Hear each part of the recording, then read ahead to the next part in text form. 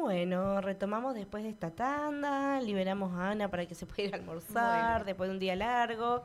Y ahora sí, recibimos a la licenciada Piñeiro Silvana, que ella nos va a estar acompañando en esta tarde para poder hablar justamente de lo que mencionábamos recién, sobre la ansiedad en el embarazo.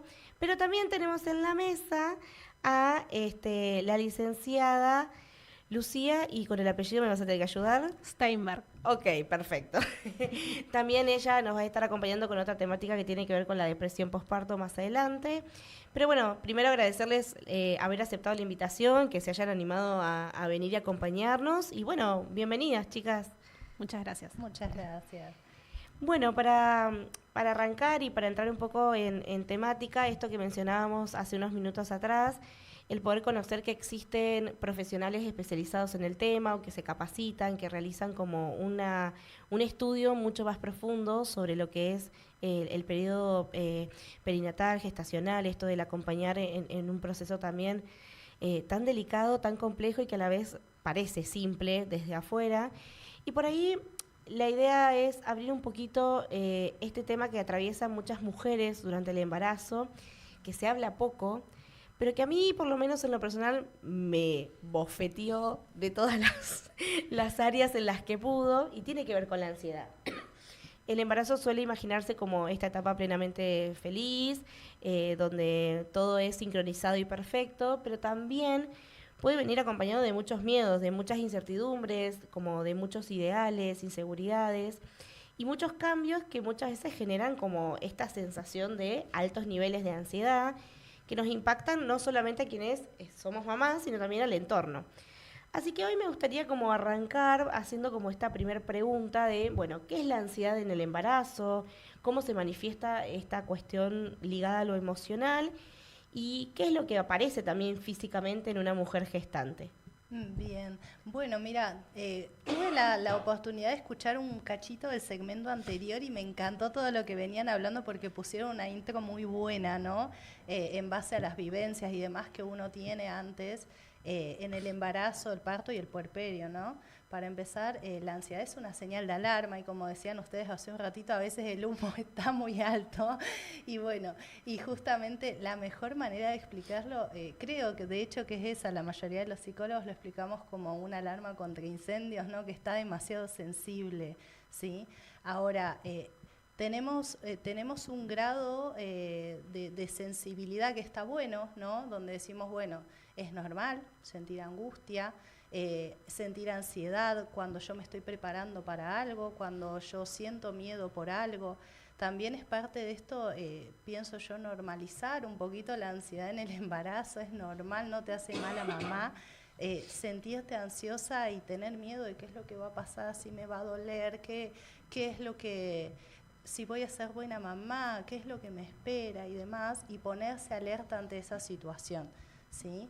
Pero cuando ya la ansiedad a mí me empieza a paralizar, cuando empieza a tener demasiados pensamientos intrusivos, cuando se empieza a generar una señal de alarma ante el más mínimo humo que aparece, ahí es donde justamente nos tenemos que alertar y pienso yo de que es el instante en el cual yo tengo que pedir ayuda y empezar a buscar redes de apoyo y contención, ¿no? Yo las escuchaba recién hablar y sí, es verdad, hay muchas supermamás. Y ser supermamá es muy pesado, es muy difícil. Bien, entonces sí, la ansiedad es una reacción de alerta, es el cuerpo que nos está intentando proteger de algún peligro que se aproxima. Es normal que yo sienta ansiedad cuando mi bebé tiene tos, cuando mi bebé tiene fiebre, es normal. Ahora, si yo estoy hipervigilante ante ese bebé que apenas se mueve y yo estoy ahí, estoy totalmente desesperada y no puedo dormir un solo minuto de la noche, y ahí es donde yo tengo que prender la alarma. ¿Bien? Sí, te escucho y pienso en qué importante es también ese médico que me está acompañando en ese proceso, aprender a calmar esas ansiedades. Yo agradezco tanto el obstetra y ginecólogo que me recomendaron, el doctor Emilio Luque, que yo iba con todos mis miedos, vomitaba la consulta de ¿y qué va a pasar con esto? ¿Y cómo voy a hacer? Y ya quiero elegir qué tipo de parto. Y él me decía, mamá, pará, no es el momento. Pensemos en lo que va a pasar de acá a tu próxima consulta. Y es re importante contar, no solamente con el espacio psicológico, porque también un beso a mi psicóloga, que pobrecita lo que me ha fumado toda esa etapa, sino el médico, que es el que me ve de manera biológica y como todo esto que hablábamos de los cambios, que me puede transmitir también la tranquilidad y la seguridad que necesito en ese momento. Y no que me despierte muchas veces miedos o incertidumbres. Pensaba también en esto de amigas que el médico le decía, bueno, pero vos vas a tener que prestar atención si empieza a pasar esto, porque eso podría indicar tal cosa y eso es grave. Y capaz que en el estudio no se veía nada y entonces mi amiga ya me mandaba un mensaje de, ay, me dijo esto y ahora no puedo dormir y estoy de googlear y buscar. Y es re importante no solamente el círculo que nos contiene, ese médico que también me acompaña en el transicionar, pienso en los ecografistas que también contienen esa mamá y a veces está una palabra de más en medio del estudio o a veces no saben qué hacer y como que hay una cuestión de la distancia, la sequedad y una sensación como de aspereza también en medio de esas situaciones. Y qué importante empezar a detectar esto que mencionabas recién. Hay una alerta que se va a despertar, que es natural, que es esperable que ocurra, pero no siempre esa alerta significa que todo está bien. Si a veces hay que tener en cuenta que esa alerta también puede pasar ciertos límites y ciertas rayas. Y pensando en esta cuestión de, bueno, siento culpa por todo lo que me está pasando o siento una culpa que a veces no sé de dónde viene. ¿Qué pasa con la sensación hoy por hoy en redes sociales de seamos felices durante el proceso y durante el embarazo? ¿Qué impacto tienen muchas veces esas exigencias o esos ideales sociales sobre justamente la salud mental de una mamá o la salud mental materna en general? Bien, hay mucha presión en redes, sobre todo eso, muchísima presión en redes. Yo veo mucho bueno, tenés que parir y tenés que parir de forma natural, tenés que darle la teta al bebé y se la tenés que dar bien y contenta con una sonrisa. Nadie te dice que duele, nadie te dice que duele dar la teta, ¿sí? Hasta que te acostumbras, hasta que tu bebé se acomoda mejor, ¿no? Entonces hay mucho romanticismo a veces en torno a lo que es el parto y el puerperio, pero todo, a ver, todo siempre tiene que ver con faltas de información muchas veces, ¿sí? Una vez una paciente me dijo, ¿dónde quedo yo que no pude parir? ¿Dónde quedo yo que mi bebé no le pude dar la teta? ¿Dónde quedo yo? O sea, ¿en qué espacio ocupo yo en todo este ideal y esta presión social, ¿no? Entonces, pienso que obviamente está buenísimo que una mamá pueda dar la teta, que todas, de hecho todas las psicólogas perinatales intentamos apuntar a eso, pero bueno, a veces no se da, ¿sí? Está buenísimo que haya un parto natural, pero bueno, hay ciertas condiciones clínicas que a veces no se dan. Y es verdad de que toda esta presión a veces nos hace sentir culpa y la sensación de no ser la mamá lo suficientemente buena, ¿no? Que decía Winnicott en su momento, ¿no? Hace tantos años atrás. ¿Qué era la mamá lo suficientemente buena para Winnicott? Para Winnicott era la mamá que hace todo lo que puede. Y él decía esto, ¿no? No importa si esa mamá no tiene dónde vivir, no importa si esa mamá le falta la comida, no importa si esa mamá tiene ciertas limitaciones, ¿no? Lo que importa es que esa mamá, en el alcance de lo que ella tiene, hace todo lo que puede, ¿no? Y eso la convierte en la mamá lo suficientemente buena. ¿Cuántas historias nosotras conocemos, ¿no? De gente por ahí de que te dice, no, yo tuve en la infancia mucha pobreza, muchas limitaciones, mucha necesidad, pero mi mamá es lo más, ¿no? ¿Por qué? Porque esa mamá en ese ámbito dio todo lo que pudo y con eso alcanza, ¿sí? Y sí, la presión social es algo enorme y aplastante y muchas veces vos me preguntabas cuáles eran los síntomas en el cuerpo, ¿no? La presión que yo siento en el pecho tiene que ver con eso, ¿sí? La taquicardia que yo siempre siento y capaz que tiene que ver con eso, que vos no puedas dormir pensando en qué es lo mejor para ese bebé o qué es lo que va a pensar el resto de vos, tiene que ver con eso, ¿sí? Entonces todos esos síntomas que se manifiestan en el cuerpo tienen que ver con la presión social. Y en la mente es esta sensación de no poder apagar la radio justamente en la cabeza todo el tiempo, ¿no? Estoy pensando en algo todo el tiempo, estoy todo el tiempo cuestionándome si está bien, si está mal, si está más o menos, ¿no? Entonces, la presión social es gran parte de todo esto, ¿sí? Ahora, hay un dato que a mí me importaba justamente comentarlo, ¿no? Nosotros en Latinoamérica tenemos el índice más alto de cesáreas que existe, ¿sí? Y eso habla mucho de la patologización del parto en sí, habla mucho del miedo al parto también, ¿sí?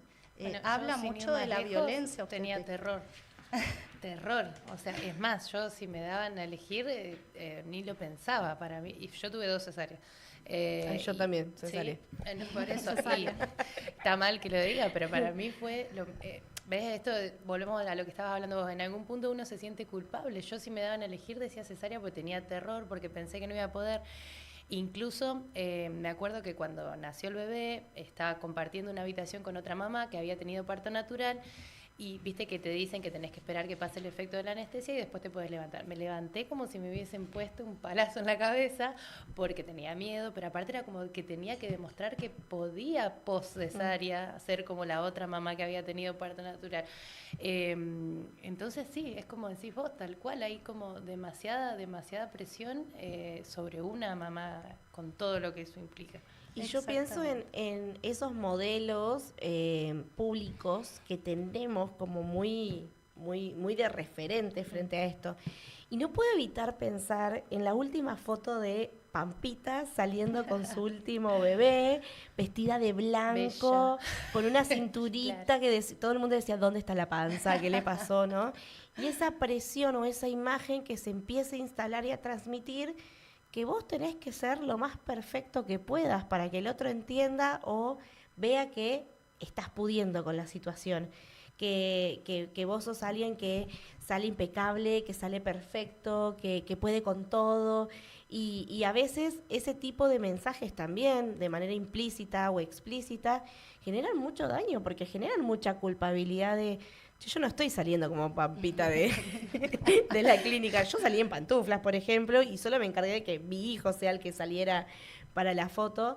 Y pensaba en esta cuestión del decir de, bueno, ¿qué es lo más cercano que yo a veces tengo si nadie me acompaña desde lo que yo espero? Y redes sociales, y tal vez la figura pública, esa persona que comparte todo y que no se guarda nada, y que eso termina siendo a veces muy contraproducente por esto de generar más sobreestimulación y más fantasías respecto a lo que se espera y a lo que debe ser. Y pensando en estas cuestiones de la comparación que empiezan a aparecer, ¿no? Si bien esta foto justamente de Pampita trajo mucha polémica, también trajo como mucho aplauso de, ay, bueno, pero miren, ella siempre puede con todo, saca a su familia adelante. También genera mucha frustración, ansiedad e incertidumbre desde el pensamiento de, ¿y si yo no logro llegar a eso? ¿Y si yo no logro ese objetivo, esa meta, salir tan relajada, tan espléndida, tan calma de una situación que todo el mundo me dice que va a ser caótica? ¿Qué voy a hacer? ¿Cómo voy a resolver? Y muchas veces hay señales que justamente empiezan a indicar que esa ansiedad está afectando significativamente el bienestar de una persona que está en estado gestacional o que está en esas primeras horas post, ¿no? ¿Cuáles podrías decir vos que son esas señales en las que uno que lo está transitando debería estar atento, o tal vez ese otro que me acompaña podría visualizarlas para poder también saber cuándo pedir ayuda? Bien. Viste, bueno, acá vamos en distintos grados también, ¿no? El grado máximo, obviamente, de lo que es la ansiedad es el famoso y conocido ataque de pánico, panic attack, ¿no? El ataque de pánico es el desborde emocional total en la descarga del cuerpo, ¿sí? No nos olvidemos que, como les decía al principio, la ansiedad se manifiesta en el cuerpo en primera instancia, ¿sí? Donde yo me siento tensa, donde yo me siento abrumada, ¿no? Donde yo tengo sensaciones corporales, ¿sí? Esto de la taquicardia, que se me sube el corazón, la opresión en el pecho y demás, ¿no? ¿Cuándo yo lo tengo que considerar un síntoma para poder ir a terapia? Yo te decía, diferenciar la ansiedad normal de la ansiedad que es patológica. ¿Y cuándo la ansiedad es patológica? Cuando a mí no me permite seguir adelante con mi vida, ¿sí? Cuando me impide, digamos, trabajar, relacionarme, donde a mí me impide pensar en otra cosa, donde a mí me impide dormir, me impide comer, a veces impide bañarse, eso seguramente también la verás con Lu, con el tema de depresión, donde yo veo de que me afecta en distintas áreas de mi vida, es cuando tengo que convocar, ¿sí? ¿Convocar a quién? porque ese para mí es un tema, ¿sí? ¿A quién convoco cuando a mí me dicen, bueno, pero no llores, ¿sí? No puedo parar de llorar, dice una que estar en bien. ese estado deplorable que uno dice, Mucha me estás bolsa". diciendo que no llore, mi cuerpo no puede parar. A mí, bueno, vos sos psicóloga, me imagino Sí. que te ha pasado que a veces el paciente llora y cuando vos le preguntás por qué llora te dice no sé. Sí, totalmente. No sabe por qué llora, porque tiene tantas razones para Totalmente, llorar por todas. que no sabe por qué llora. ¿Sí? La ansiedad sin foco es elemental acá. Nosotros le decimos ansiedad sin foco a la ansiedad que viene de tantos lados que no sabe de dónde viene. La bolsa es tan grande que no saben de dónde viene. Se mezcla y se hace una sola cosa que se pega a cualquier otra cosa que no tiene nada que ver. Me hablan bien y respondo mal y no sé por qué estoy irritable, enojada con los demás, soy hostil con el resto, no sé por qué, ¿sí? Porque la ansiedad lo que tiene es que al ser una pelota tan grande necesita limarse y achicarse de a poquitos, ¿sí? Y se pega a cualquier cosa para poder desinflarse como si fuera un globo, ¿bien? Ahora, ¿a quién le pido ayuda? ¿Sí? El entorno es una parte fundamental en todo esto. Nosotras en psicología perinatal siempre nuestro lema y nuestro caballito de batalla fue criar, ¿sí? Es algo que se desarrolla comunitariamente. La salud mental materna no es individual, es comunitaria. Cuando salimos a hablar de salud mental perinatal, hablamos de que se necesita un pueblo para criar un chico. No es una mamá sola. Acá tenemos muchos casos de mamás del norte, mucha mamá que viene del norte, ¿no? A criar alejada del norte de Argentina, estamos hablando, sí. ¿no? De su núcleo, lejos de su núcleo. Lejos de su familia y a otra cultura diferente. Nosotros acá en el Valle somos diferentes, ¿no? No es lo mismo criar con la puerta abierta del calorcito del norte y hablar con tu familia, a estar alejada, a estar en un lugar que es más frío, que se cría un poco más puertas adentro, que somos un poquito más Toscos. Sí, más secos Cerrados, en cuanto claro. sí. Una mamá del norte a mí me contaba, no, yo no puedo pasar por la esquina de tu casa sin golpearte la puerta a ver si estás. Y yo pensaba, ni mi mamá me viene a ver a mi casa sin avisarme. Sí, pero esto de las costumbres también y de qué importante implican los cambios, no solamente que atraviesa cada mujer a nivel individual y corporal, sino cuando hay un cambio también de duelar o de transitar pérdidas, como es me traslado a otro lugar. Y tal vez en mi fantasía o en mi ideal era, bueno, voy a vivir al lado de mi mamá embarazada o de mis hermanos, de mis tíos, que todo el mundo me consienta, me Las acompañe. amigas, Y de golpe estoy en la loma del otro lado, lejos de todo. y con un bebé. Y con un bebé, y tal vez con una pareja que trabaja un montón para poder también permitirme a mí estar en casa y descansar un poco más, o porque toca por las situaciones económicas y políticas del país, y que todo eso empieza a generar una sensación ansiógena. A mí me ha pasado tener pacientes que se desbordan cuando se enteran que están embarazadas en la consulta, que vienen trabajando otras cuestiones y en el medio del proceso aparece, ¿no?, la llegada de un bebé, y es, ¿cuánto voy a gastar de ahora en más, no? Y empieza a haber esta ansiedad de, ¿y cuántos pañales usa? ¿Y cuánto sale? ¿Y si le tengo que dar fórmula? ¿Y la ropita? ¿Y qué tengo que comprar? ¿Y en qué voy? Y entonces empieza a aparecer una cuestión ansiógena que el mismo consumismo también en el que estamos sumergidos empieza a generar, y que esa falta de generar justamente red o comunidad es lo que muchas veces nos falta a quienes no conocemos. Yo me empecé a enterar y a introducir en el tema de lo que se conocen como las tribus maternas recién cuando me quedé embarazada. Yo no tenía idea. A mí me decían, sí, porque voy a una tribu. Y yo, ay Dios, esto debe ser una secta, le deben lavar la cabeza. Y cuando me quedé embarazada y empecé a escuchar un poco a qué era referencia, me pareció muy interesante el concepto de juntarse con otras mujeres que también están como en el mismo proceso y se acompañan y se contienen y hay como un encuentro con una finalidad. Y que son recursos re útiles para este tipo de situaciones también. Muy valioso, y también hay que hacer énfasis también nosotros como psicólogos es en el, bueno, ¿qué hacemos con eso? ¿Sí? ¿qué hacemos con ese dolor que vos tenés, con esa sensación de soledad? ¿Cómo nos podemos ocupar? No preocupar, ocupar del tema. Como decís vos, la tribu es súper importante, hay un montón de lugares donde uno puede ir. De hecho, me ha pasado también de pacientes que me digan, mira, terminé armando tribu con mis vecinas, ¿sí? Porque, no sé, tengo una mamá que no es de apoyo, o porque tengo una familia que no es de apoyo, o que está lejos. Entonces, armé tribu con mis amigas, armé tribu con mis vecinas, armé tribu yendo, digamos, a estos grupos de crianza, de rondas de crianza, ¿no? De manera rápida, por ahí, para contextualizar, ¿a qué se le llaman tribus de maternas o a estos espacios de encuentro? Bien, nosotros le llamamos tribus o rondas de crianza por lo general es una psicóloga o una pueri que coordina con un montón de chicas, ¿no? Que ellas puedan asistir y a veces se tratan temas en específico, ¿no? Ok, son encuentros pautados. Son encuentros a veces pautados y a veces no, depende ahí de quién lo dé, ¿sí? En mi caso, cuando yo daba rondas de crianza, eran encuentros pautados. Hoy vamos a hablar de cómo administrarnos con la comida. Hoy vamos a hablar del rol paterno. Hoy vamos a hablar de, la reincorporación al trabajo y todos esos miedos que tienen en torno a esto. Hoy vamos a hablar del parto. Hoy es como que siempre hay un montón de temas, la lista es larga, pero está buenísimo porque hay un texto que a todas nos han hecho leer, me acuerdo, en la universidad, que es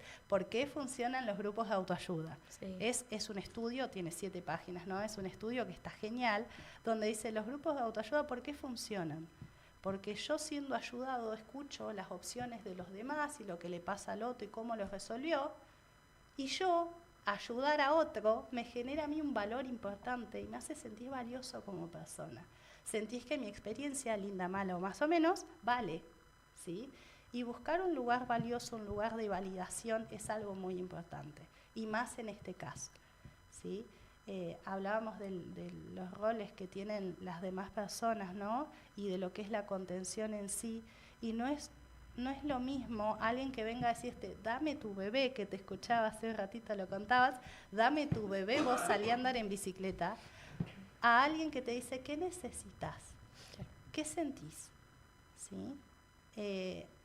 Validar tiene muchos niveles. Nosotros desde la DBT eso lo tratamos un montón en terapia.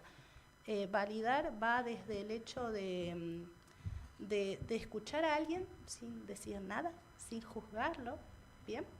Hasta entender por completo al otro en aquello que le está pasando, ¿sí? Y confirmarle al otro que, bueno, que está bien lo que siente. Esto que decías vos, hay una forma correcta de sentir, y no, pero en el contexto en el que vos estás, sí, siempre está bien lo que sentís, porque es lo que sentís, ¿bien? Así que está buenísimo esto de las tribus en el hecho de la contención que generan, ¿no? Y que yo pueda buscar en distintos lados, ¿no? La salud mental materna no es un tema individual, ¿sí? Es un tema grupal y además también se busca desde lo que es la psicología perinatal generar fortalezas tanto en el ambiente como en la persona, ¿sí? Hoy por hoy, vos teniendo un bebé, no es lo mismo cocinar, trabajar, estudiar y todo lo que vos hacías antes con un bebé que apenas lo largás llora, ¿sí? Entonces, que la persona pueda entender que no puede con todo es la gran, necesidad principal en terapia, y después que el ambiente entienda que hay muchas cosas que se pueden hacer sin tener una teta. ¿Sí? Claro. A ver, yo no tengo que tener una teta para lavar los platos, no tengo que tener una teta para limpiar los pisos, para salir a comprar, traerle lo que necesita. A veces, bueno, las que fuimos mamás, yo creo que todas nos pasó, ir al baño. Uf. Chicas, ir al baño. Bañarse. A mí me pasa ahora que mi nene tiene 1 año y medio. Recién ahora estoy descubriendo chiquita. Que eso es algo que no puedo hacer. Pero algo tan básico como ir a bañarte. Siento eso, que hay como un montón de información y que a veces uno en la desesperación le cuesta ordenarse de por dónde arrancar. Me parece que estaría bueno poder escuchar un audio que nos estuvo llegando, un audio muy cortito respecto a esta experiencia, a ver si lo podemos poner y poder también empezar a hacer el cierre sobre esta temática. Hola a todos, ¿cómo están? Espero que se encuentren bien. Durante mi embarazo, la terapia fue un espacio clave para organizarme, recibir información de calidad y sentirme más segura. El embarazo tocó fibras muy internas relacionadas con la maternidad y la figura de mamá que fuimos viendo con mi psicóloga. Aún hoy, después del nacimiento de mi bebé, me siento algo desconectada, pero sé que es un proceso. La terapia me acompaña, me permite explorar todo sin juicio y me da herramientas para transitar este nuevo camino. Qué importante lo que decía, ¿no? Todavía me siento desconectada. Esto de reconocer que hay cosas que empiezan a pasar en ese transitar y lejos de lo esperable. Yo no puedo no pensar en mi experiencia personal y en lo que algo que me repetía mucha gente de lo vas a ver y vas a hacer un clic y vas a sentir que de golpe se transformó en tu mundo.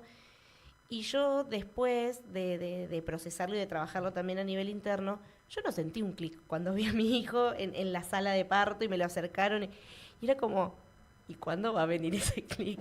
Yo sentí el clic a la semana y media, 2, cuando llegué a mi casa sola con mi marido, se cerró esa puerta que mis papás nos habían acompañado a llevar el huevito, el Moisés, todo, y nos encontramos los tres por primera vez solos en nuestra casa. Ahí yo hice clic con mi hijo, por ejemplo. Y siento que ese proceso que hubo entre que nació y hice el clic, nadie me había hablado de qué hacer en ese momento. Y a veces la cabeza como que se empieza a desesperar, empieza a querer anticiparse de y cuándo viene, y cuándo viene, y cuándo viene. Y eso empieza a generar todas estas cuestiones ansiógenas y de qué importante es ordenarnos y recibir la ayuda correspondiente frente a estos momentos. Y para redondear un poco esta situación, ¿no? Este tema que estamos abordando, que me parece que media hora, 1 hora, 4 horas es corto, así que nos vamos a replantear volver a tocar este tema. ¿Qué le dirías a una mujer embarazada que hoy siente miedo, angustia, desborde, y que tal vez no sabe cómo expresar eso que le pasa o pedir ayuda? Bien, primero y principal, decirle de que es algo que muchas personas sufren, ¿sí? Acá yo traje igualmente una breve estadística de salud mental de la OMS, ¿no? Donde dice 1 de cada 5 mujeres experimenta algún trastorno de salud mental en el embarazo y el primer año de vida, ¿no? 1 de cada 5 mujeres, estamos hablando de un montón de personas, ¿sí? Nosotros tenemos que pensarlo no como algo, digamos, normal, pero sin normalizar en el sentido de que es normal de que vos te sientas culpable, que te sientas cansada, que te sientas mal, pero también debería de ser normal que vos busques ayuda, ¿sí? En ese espacio donde solo vos te sentís, ¿no? Hay otro audio que yo había mandado también, donde una mamá comentaba esto de, me costó mucho empezar terapia, ¿no? Ella decía, a mí me costó mucho empezar terapia porque sentía culpa de ir a contarle a otra persona lo que me estaba pasando. Sentía culpa de no estar contenta, de no sentirme radiante, bárbara, brillante. Entonces sentía culpa y por eso no empezaba terapia al principio. Bien. Yo le diría a estas personas que busquen ayuda en el sentido de que puedan entender de que para esto que esas personas sienten hay un tratamiento, ¿sí? Para este desborde hay una organización, que una psicóloga perinatal viene a dar estructura también a toda esta desestructura que hay, ¿no? Bueno, vamos a hacer un plan de alimentación, bueno, vamos a organizarnos en cómo vamos a limpiar y a ordenar tu casa, bueno, vamos a hacer, no sé, un diagrama, un horario con tu marido para que ustedes se puedan acomodar en cómo atender al bebé, ¿sí? Bueno, vamos a hacerle una carta a las personas que vos necesitas que te ayuden y en qué te pueden ayudar, ¿sí? Vamos a poner un cartelito acá que diga, lávase las manos, hacer esto, hacer aquello para las personas que vienen a visitarte. Tiene una estructura. Entonces, todo esto que uno sufre tiene un nombre y tiene un tratamiento. ¿Sí? Qué bueno y qué importante es esto de visibilizar que hay cosas que son esperables que ocurran y que hay cosas que necesitan de un otro con esa otra perspectiva fuera de la situación que me pueda acompañar y me pueda guiar en esto. Gracias por una conversación tan necesaria, útil y que, vuelvo a repetir, queda corta. Hablar de salud mental en el embarazo también es cuidar a quienes transitan estas experiencias, que son las más transformadoras de la vida. Así sea cualquiera su sensación frente a la situación, es un cambio y es un cambio importante, y me parece que está bueno que podamos hablar de todos esos miedos que suelen aparecer frente a estas situaciones. Y para poder pasar a nuestra siguiente invitada, me gustaría también contarles que cuando hablamos de estos procesos gestacionales de embarazo, muchas veces el foco suele estar puesto en los controles médicos, en el bebé, en lo físico, como lo mencionábamos, pero no siempre se habla de algo tan importante que es el proceso emocional, justamente, y de quiénes pueden ocupar este rol para poder acompañar. Hablábamos de las psicólogas perinatales especializadas en el tema para poder acompañar y guiar todo este proceso, pero en los últimos años empezó a visibilizar cada vez más una figura que muchas personas todavía no conocen y que es totalmente desconocida, y es la figura del acompañante terapéutico perinatal. Esta figura que viene a funcionar como un sostén, un bastón emocional en ciertas situaciones, en distintas áreas y temáticas de la vida, pero en este caso empieza a existir una formación específica respecto a esto, y es un rol que busca justamente sostener, acompañar y estar presentes en estas etapas y en las cuales se transitan desde distintas perspectivas. Y para eso el día de hoy tenemos una invitada que está vía Meet, que nos va a acompañar un poquito. Ella es Joana Cortines, ella es acompañante terapéutica perinatal. Ella reside en la provincia de Misiones. Dato de color, Joana fue mi compañera en la primaria secundaria, nos conocimos ahí a los 14, 15 años y nos separamos por cuestiones de la vida y nos volvimos a encontrar después de muchos años, y en medio de este recorrido ella me cuenta un poco a qué se dedicaba, en qué se estaba formando, y me pareció re interesante porque muchas veces escuchamos al acompañante terapéutico desde el área de discapacidad o en otros tipos de lugares, y me parecía re lindo y re útil también traer esta figura que puede ser importante para el debate de hoy. Así que bueno, gracias Joana por estar del otro lado, por estar acompañándonos. Te saludamos desde acá. Vos sé que estás en Oberá, nosotros estamos en Sipo Río Negro.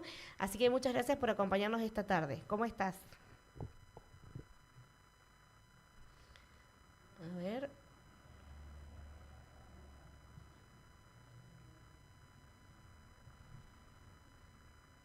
Ahí estamos, ahí le estamos viendo. ¿Cómo estás, Joana?